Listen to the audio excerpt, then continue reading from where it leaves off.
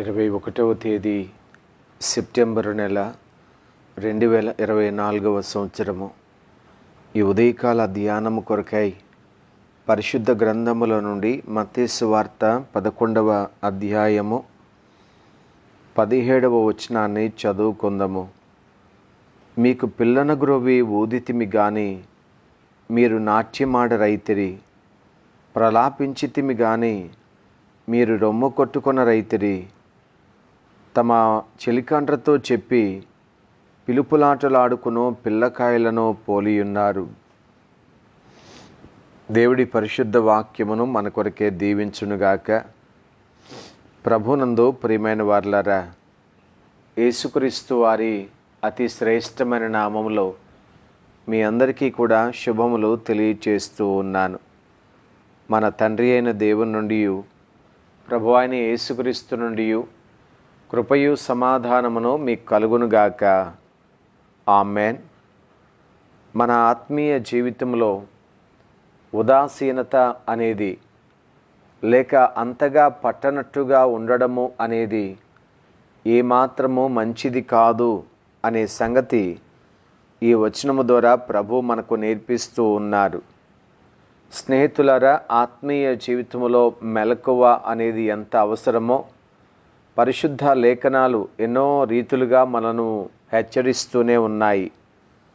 ఈ లోకములో మనం చూస్తే ఉదాసీనత చాలా ఎక్కువగా కనిపిస్తూ ఉంటుంది. శ్రద్ధగా ఉండుట అనేది పూర్తిగా పట్టించుకోవడం మానేసి అశ్రద్ధగా జీవించడము, పట్టనట్టుగా జీవించడము అనేది అధికంగా కనిపిస్తూ ఉంటుంది. అయితే అన్ని విషయాల్లోనూ ఇలాగే ఉంటున్నామా అంటే కానే కాదు. దైవ సంబంధమైన విషయాల్లో మానవాళి చూపిస్తున్న ఉదాసీనత కడు విచారకరంగా కనిపిస్తూ ఉంది. యేసుక్రీస్తు ప్రభువారు క్రైస్తవ సంఘాన్ని గురించి లేక ప్రకటన గ్రంథంలో వ్రాయబడినటువంటి 7 సంఘాలలో ఆఖరు సంఘమైనటువంటి లవొదికీయ సంఘాన్ని హెచ్చరిస్తూ చెప్పినటువంటి మాటలు నేటి పరిస్థితులకు ఎంత చక్కగా అర్థం పడుతున్నాయో మనం తెలుసుకుంటాము. అది ప్రకటన గ్రంథము 3వ అధ్యాయము 15వ వచనము. నీ క్రియలను నేను ఎరుగుదును, నీవు చల్లగానైనను వెచ్చగానైనను లేవు. నీవు చల్లగానైనను వెచ్చగానైనను ఉండిన మేలు. నీవు వెచ్చగానైనను చల్లగానైనను ఉండక నిలువెచ్చనగా ఉన్నావు కనుక నేను నిన్ను నా నోట నుండి ఉమ్మివేయ ఉద్దేశించుచున్నాను. ప్రియులరా, ఈ వాక్యాన్ని మనం చూస్తున్నప్పుడు గ్రహిస్తున్న సత్యం ఏమిటంటే, నీవెలా ఉన్నావు అనే సంగతి లేక ఆనాటి సంఘ విశ్వాసులైనటువంటి వారు ఎలా ఉన్నారు అనే సంగతిని వారు పూర్తిగా పట్టించుకోవడం మానేశారు. వారు ఎలా ఉన్నారు అనేది ప్రభు చూసి వారిని హెచ్చరిస్తూ ఉన్నారు. నీవు ఇలా ఉన్నావు, ఇలా ఉంటే గనక నీ జీవితంలో ఎలాంటి శ్రమ వస్తుంది అని ప్రభు మాట్లాడుతూ వచ్చారు. దేవుని బిడ్డలారా, ఆత్మీయంగా మనం ఎలా ఉన్నాము అనేది పరీక్షించుకుంటున్నామా? ఒకవేళ చల్లగా ఉంటే చల్లగా ఉన్న పరిస్థితులు మన జీవితానికి ఆశీర్వాదకరం కాదు, దాన్ని మనం మార్చుకోవాలి అనే మెలకువ, ఆసక్తి అనేది మనం కలిగి ఉంటున్నామా లేదా అనేది జాగ్రత్తగా జ్ఞాపకం చేసుకోవాలి. ఈనాడు మానవ జీవితంలో మనం కలిగి ఉన్న ఆశలు, కోరికలు, వాటిపైన మనకున్నటువంటి అధిక దృష్టి కంటే దేవునిపైన విశ్వాసం అనేది సన్నగిల్లిపోతూ ఉంది. దేవునికి బదులుగా మనల్ని మనమే గొప్ప చేసుకుంటున్నాము అని అనిపిస్తూ ఉంటుంది. దేవునికి ఇవ్వాల్సిన ప్రాధాన్యతకు బదులుగా మన జీవితానికి అధిక ప్రాధాన్యత ఇస్తున్నాము అనే సంగతిని గ్రహిస్తూ ఉన్నామా? ఒక విధంగా చెప్పాలి అంటే మనల్ని మనమే ఒక విగ్రహంగా మార్చుకుంటున్నాము. మన ఆలోచనలు మన జీవితం చుట్టూ తిరుగుతున్నాయి. మన కోరికలు మన సుఖాన్ని కోరుకుంటూ ఉన్నాయి. మన వ్యక్తిత్వాన్ని గొప్ప చేసుకోవడానికి, మన జీవిత ఆశలను తీర్చుకోవడానికి, మన డాంబికత్వాన్ని ప్రదర్శించుకోవడానికి, మన యొక్క ఉనికిని చాటుకోవడానికి తాపత్రయపడుతున్న విధానాన్ని చూస్తూ ఉంటే అసలు మన జీవితంలో దేవునికి చోటు ఉన్నదా అని అనిపిస్తూ ఉంటుంది. ప్రియ దేవుని బిడ్డలారా, యేసుక్రీస్తు ప్రభువారు లూకాసు వార్త 9వ అధ్యాయములో చెప్పారు, మీరు నన్ను వెంబడించాలి అని అంటే మిమ్మల్ని మీరు తగ్గించుకోవాలి అని చెప్పి. అనగా మనం ఒక విగ్రహంగా మారకూడదు. మన జీవితంలో దేవునికి మాత్రమే ప్రాధాన్యత ఇచ్చే జీవితాన్ని జీవించాలి. దేవుణ్ణి మాత్రమే గొప్ప చేయాలి. దేవుని కొరకు మాత్రమే మనం జీవించాలి.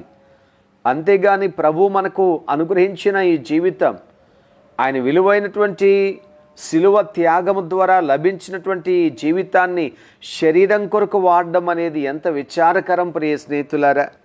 ఆలోచన చేసుకుందాం. మనల్ని మనము తగ్గించుకోవడం నేర్చుకుందాం. మనల్ని మనము ఉపేక్షించుకొని మన జీవితం ద్వారా ఎంతగా దేవునికి మహిమ చెల్లించగలమో, ఎంతగా ఈ జీవితాన్ని దేవుని మహిమ కొరకు ఉపయోగించగలమో అంతగా ఉపయోగించుట మనకు శ్రేయస్కరమని జ్ఞాపకం చేసుకుందాము. అలాగే భౌతికపరమైనటువంటి వాటి మీద అధిక ఆసక్తి కలిగి జీవించడం కూడా మన ఆత్మీయ జీవితానికి గొడ్డలి పెట్టు లాంటిది. ఎక్కువ శాతం ప్రియ స్నేహితులారా, దేవుని పైన కాకుండా భౌతికపరమైన వాటి మీద మనస్సు పెట్టుకొని వాటిని ఆధారంగా చేసుకొని జీవించడం అనేది, అనగా సంపద పైన ఇంకా అనేకమైన వాటిపైన మనం ఆధారపడ్డము అనేది, ప్రియ దేవుని బిడ్డ, ఇలాంటి జీవితము దేవుణ్ణి ప్రేమించు జీవితం మాత్రం కానే కాదు. యేసుక్రీస్తు ప్రభువారు చెప్పారు, ఎవడునూ ఇద్దరు యజమానులకు దాసుడుగా ఉండనేరడు. అతడు ఒకని ద్వేషించి ఒకని ప్రేమించును, లేదా ఒకని పక్షముగా ఉండి ఒకని తృణీకరించును. మీరు దేవునికిని సిరికిని దాసులుగా ఉండనేరరు. ఈ లోక భౌతికపరమైనటువంటి వాటిని అధికంగా వాంఛిస్తూ వాటిని ప్రేమించినటువంటి వారు దేవుణ్ణి ప్రేమించేవారుగా ఉండలేరు అని వాక్యం తెలియజేస్తూ ఉంది. దేవుని బిడ్డలారా, ఈ లోకంలో ఉన్న వాటిని ప్రేమిస్తూ ఇదే శాశ్వతం అనుకొని జీవిస్తూ ఉంటే గనక మన జీవితాన్ని మనం కోల్పోతాము. బైబిల్ చెప్తా ఉంది, ప్రభు మాట, ఒకడు లోకమంతయు సంపాదించుకొని తన ప్రాణమును పోగొట్టుకుంటే వానికి ఏమి ప్రయోజనము? ఒకడు తన ప్రాణమునకు ప్రతిగా ఏమి ఇవ్వగలడు? అవును కదండి. ఈ లోకమంతా సంపాదించాలనుకుంటున్నావా? ఆపత్రయములో పడిపోయి నీ ఆత్మీయతను నిర్లక్ష్యం చేస్తున్నావా సహోదరుడా, సహోదరి? ఎంతో తాపత్రయము. ప్రతీది కూడా నేను సంపాదించాలి, అది నాకు కావాలి అని ఆశపడుతూ ఉన్నామే. అలా ఆశపడి అన్నిటినీ సంపాదించుకొని చివరకు జీవితంలో చేదు అనుభవాలను చూసినటువంటి వ్యక్తి బైబిల్లో కనిపిస్తారు మనకు. ఆయన రాజు అయిన సొలొమోను. ఆయన ఆశించినదంతా పొందుకున్నాడు, చూసిందంతా తీసుకున్నాడు, తను ఏదైతే చెయ్యాలనుకున్నాడో అన్నీ చేసేశాడు. కానీ చివరికి ఆయన చెప్తారు, ఈ జీవితం అంతా వ్యర్థమే అని చెప్పి. కాబట్టి దేవుని బిడ్డ, నీవు నేను నేర్చుకుందామండి. ఈ లోకంలో దేని కొరకైతే పరుగులు తీస్తున్నామో, ఏదైతే సంపాదించాలని ధ్యేయంగా పెట్టుకుని బ్రతుకుతున్నామో అది ఒక రోజున నీ చేతికి చిక్కదు. అది విడిచిపెట్టవలసి వస్తుంది. దేనిని కూడా నీ జీవితంలో శాశ్వతంగా కలిగి ఉండలేవు.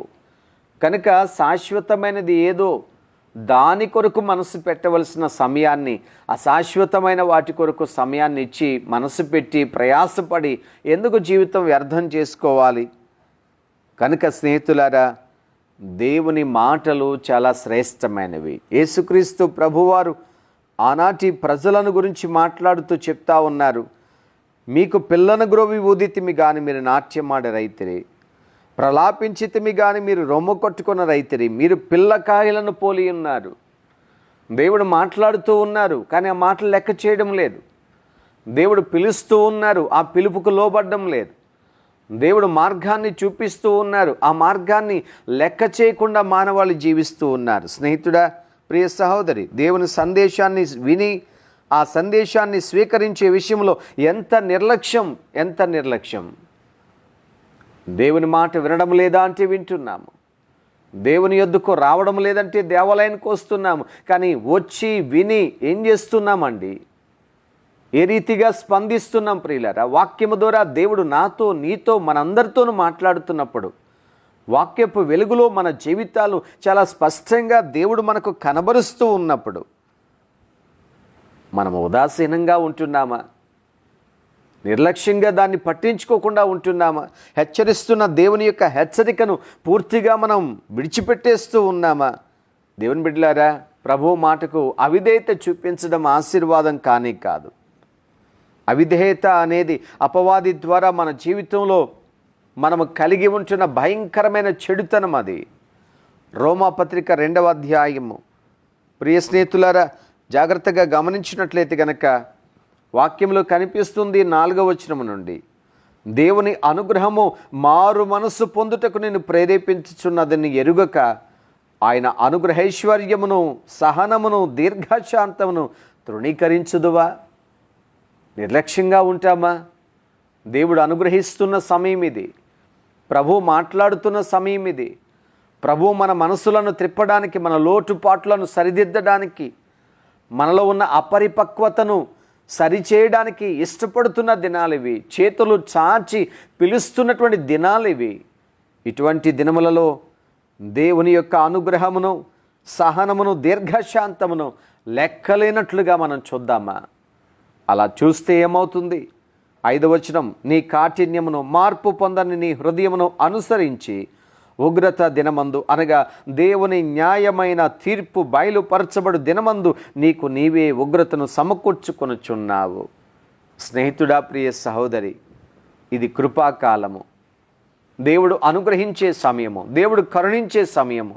ఈ సమయంలో గనక దేవుని మాట నిర్లక్ష్యపెట్టి దేవుని యొక్క సహనాన్ని పరీక్షిస్తూ దేవుని దీర్ఘశాంతాన్ని లెక్క చేయకుండా దేవుడు పిలిచినా లోబడకుండా జీవిస్తే ఒకరోజు తీర్పు దినము రాబోతా ఉంది. ఆ దినమందు ఎవ్వరూ కూడా తప్పించుకొనలేరు. ప్రతి ఒక్కరూ కూడా తీర్పులోనికి వస్తారు. ప్రియులారా, దేవుని చేతిలో పడుట భయంకరమని బైబిల్ చెప్తా ఉంది. సహోదరుడా, ప్రియ సహోదరి, జాగ్రత్త. దేవుని మాటలకు లోబడి జీవించుదాం. ప్రభు పిలుస్తున్నప్పుడు ఆ పిలుపుకు విధేయత చూపించుదాం. ఇదిగో పిల్లని గ్రోబి బోధపడుతూ ఉంది.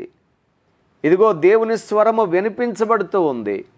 ఆ స్వరాన్ని నిర్లక్ష్యం చేయకుండా ఎప్పుడైతే దేవుని మాటకు ప్రాధాన్యత ఇస్తూ ఉంటామో ఆ జీవితం చాలా మేలుకరంగా ఉంటుంది. ప్రియులారా, దేవుడు హెచ్చరిస్తూ ఉన్నారు. ఎన్నోసార్లు దేవుడు మనను గద్దిస్తూ ఉన్నారు. ఆ గద్దింపు హెచ్చరికలకు విధేయత చూపించుదాం. అవిధేయత చూపించిన యూదా జనాంగము వలె మనం ఎవ్వరము ఉండకుండానట్లుగా ఈ మాటలు ఒక హెచ్చరికగా మనకు వ్రాయబడుతున్నాయనే సంగతిని జ్ఞాపకం చేసుకుందాం. ప్రియులారా, పరీక్షించుకుందాం. నిన్ను నీవే ఒక విగ్రహంగా మార్చుకుని దేవుని నిర్లక్ష్యం చేస్తూ ఉన్నావా? ఈ లోకంలో ఉన్నవన్నీ కూడా నాకు అవసరమని వాటి వెనకాల వెంపర్లాడుతూ జీవితం అంతా కూడా వ్యర్థం చేసుకుంటూ ఉన్నావా? లేక దేవుని స్వరం వినబడినప్పుడు ఆ స్వరానికి విధేయత చూపించి దేవుని చిత్తానికి నా జీవితాలను అప్పగించుకొని ప్రభువు కోరుకున్నటువంటి ఆ కృపలోనికి రాగలుగుతూ ఉన్నామా? ఒకసారి పరీక్షించుకుందాం, ప్రార్థన చేసుకుందాం. ప్రభువు సరి అయిన రీతిలో తన ఆత్మ ద్వారా మనను నడిపించునుగాక. ఆమెన్. ప్రార్థించుదాము. మహాపరిశుద్ధుడైన మా ప్రియ తండ్రి, ప్రేమాస్వరూపుడైన మా ప్రభువా, మీకు వందనాలు చెల్లించుచూ ఉన్నాము.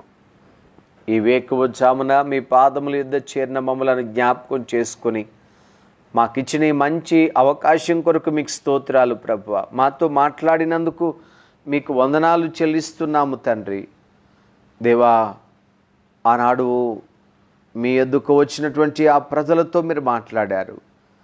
పిల్లను గ్రోవి ఊదబడుతుంది, కానీ మీరు నాట్యం ఆడడం లేదు. ఇదిగో మీరు ప్రలాపిస్తూ ఉన్నారు, కానీ మీరు దానికి ప్రతిగా స్పందించడం లేదు అని వారి యొక్క ప్రభువ ఉదాసీనతను గురించి, లెక్కలేనితనాన్ని గురించి మీరు గద్దిస్తూ ఉన్నారు తండ్రి. ఒకవేళ మేము కూడా అలాగే ఉన్నామా? వాక్యము ద్వారా ఎంత కదిలించడానికి మీరు ప్రయత్నం చేసినా, వాక్యము ద్వారా ఎంత సరిదిద్దడానికి మీరు ప్రయత్నం చేసినా పట్టనట్లుగానే ప్రభువా మేము ఉంటున్నామా? లౌదికీయ సంఘం తన స్థితిని పూర్తిగా మర్చిపోయి తన స్థితికి మించి ఊహించుకుని జీవిస్తున్నట్లుగా మేము కూడా ప్రభువా ఊహల్లో జీవిస్తున్నామా తండ్రి. దయచేసి మమ్మలను క్షమించమని ప్రార్థన చేస్తూ ఉన్నాము. మీ కృప మాకు తోడుగా అనుగ్రహించమని వేడుకుంటున్నాం ప్రభువా. మేమెవ్వరము కూడా లెక్కలేని తనముతో నిర్లక్ష్యపు ఆత్మను, అవిధేయత ఆత్మను కలిగి ఉండకుండా ప్రభువా మీ సహాయం మాకు దయచేయండి. మీ పరిశుద్ధాత్మ ద్వారా మమ్మలను ప్రేరేపించమని వేడుకుంటున్నాను.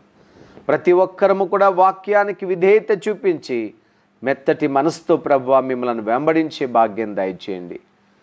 మీ మాటలు వినన మీ బిడ్డలందరినీ దీవించండి నాయన. వారికి వారి కుటుంబములకు క్షేమము కలుగు చేయండి ప్రభువా. వారి దేహములకు ఆరోగ్యము దయచేయండి నాయన. వారి ఆత్మీయతను బలపరచండి తండ్రి. మీకు స్తోత్రాలు. ఎవరైతే దుఃఖములు, ఆపదలు, కష్టాల్లో ప్రభువా జీవిస్తూ ఉన్నారో వారికి కావలసిన ఆదరణ, నెమ్మది, సమాధానము దయచేయమని వేడుకుంటున్నాను. దైవజనులను, వారి కుటుంబాలను మీ చేతులకు అప్పగిస్తున్నాను తండ్రి. పరిచర్యలో వారికి సహాయం చేయండి, బలపరచండి, ఆదుకొనండి. మహిమ మీకే చెల్లిస్తూ యేసుక్రీస్తు వారి పరిశుద్ధ నామమును వేడుకుంటున్నాము తండ్రి. ఆమెన్. తండ్రి అయిన దేవుని ప్రేమ, ప్రభువైన యేసుక్రీస్తు వారి కృప, పరిశుద్ధాత్మ దేవుని యొక్క సన్నిధి సదాకాలము అందరికీ తోడై ఉండునుగాక. ఆమెన్.